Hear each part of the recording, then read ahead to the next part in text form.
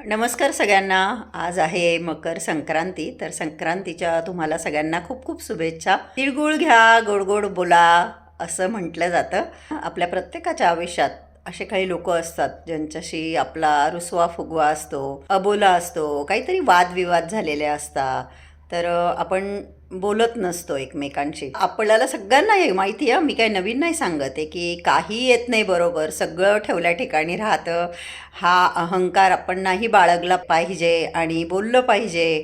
काय होतं बोलल्याने, की बुवा तोच सुरुवात करेल, समोरची व्यक्ती सुरुवात करेल, मी का स्वतःहून बोलू, मी का स्वतःहून जाऊ, मी का माघार घेऊ, हा सगळा अहंकार आहे.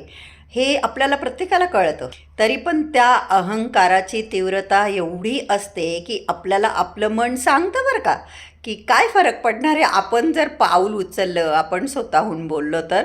परंतु आपण नाही करत. पण याचा अर्थ असा नाही की आपण वाईट आहोत. कधी कधी काय होतं ना, असे काही लोक असतात ज्यांच्याशी आपला दुरावा असतो, तर त्यांनी आपल्याला इतकं दुखवलेलं असतं की त्या गोष्टी विसरणं किंवा त्या व्यक्तीला माफ करणं खरोखर अवघड असतं. आपलं मन नाही तयार होत त्या गोष्टींसाठी.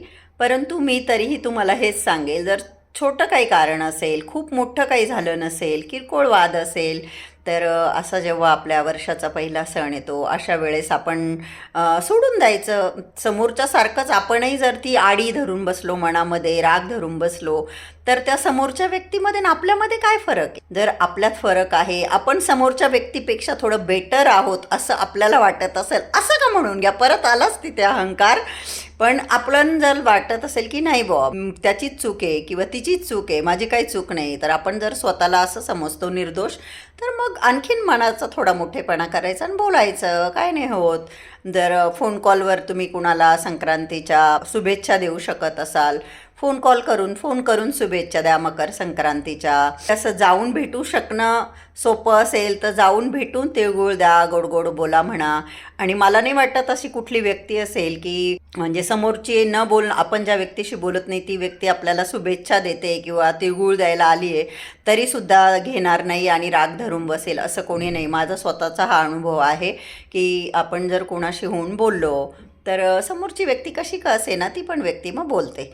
तर मी असंच सांगेल, वर्षाची सुरुवात ही तुम्ही गोडीने करा, मनातला राग द्वेष काढून टाका, माझे तिळगुळ घ्या, माझ्याशी गोड गोड बोला शब्दरूपी, आणि सगळ्यांनाच तिळगुळ द्या, सगळ्यांशीच गोड गोड बोला.